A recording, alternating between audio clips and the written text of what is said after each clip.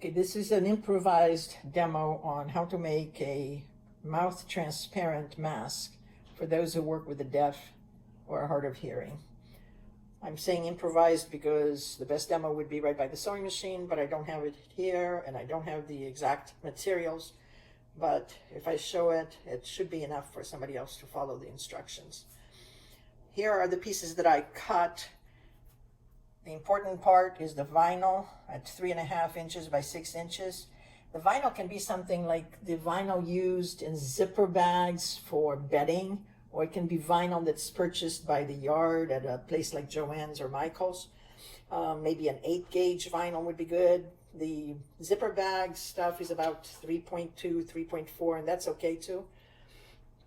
The other 4 pieces should be tightly woven cotton, and they will be the same thing on the inside and on the outside.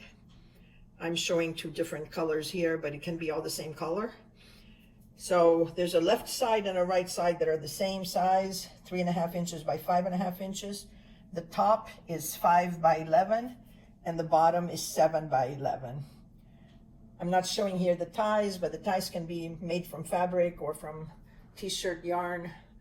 It's just the typical, just like any other mask. Now I'm going to show how this mask is sewn, how it's put together, or at least the first steps anyway. The first thing that we have to do is to make this into one row, the left, the vinyl, and the right. And normally we sew things by taking 2 pieces and putting one on top of the other and sewing right here. Well, with the vinyl, we want to avoid putting the vinyl on the sewing machine because it sticks, there's problems, etc. So the way that I'm doing this is take the vinyl. Right now I have something under it just to make it a little bit stiffer because I don't even have vinyl here.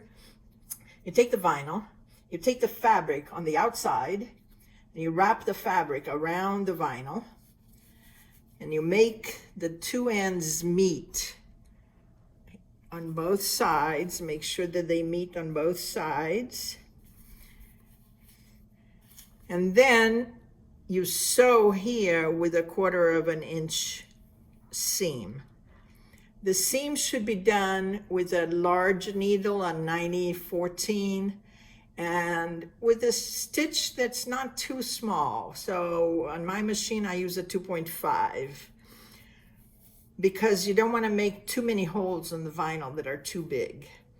And once you've done that, then you take the fabric and you pull it back and you finger press it. And then you do the same thing with the other side. When you're finished with this, you should have an 11-inch piece of fabric, vinyl fabric. And then you're gonna do the same thing with the top and with the bottom. In other words, you're going to pick up this whole thing, wrap it around the bottom,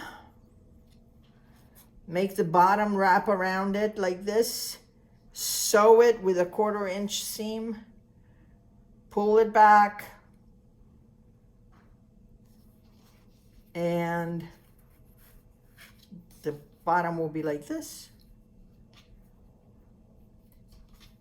Pull it back, finger press, and then do the same thing with the top. In the end, you should have a rectangle that's 8 inches high by 11 inches long. And that's what we need to make the mask.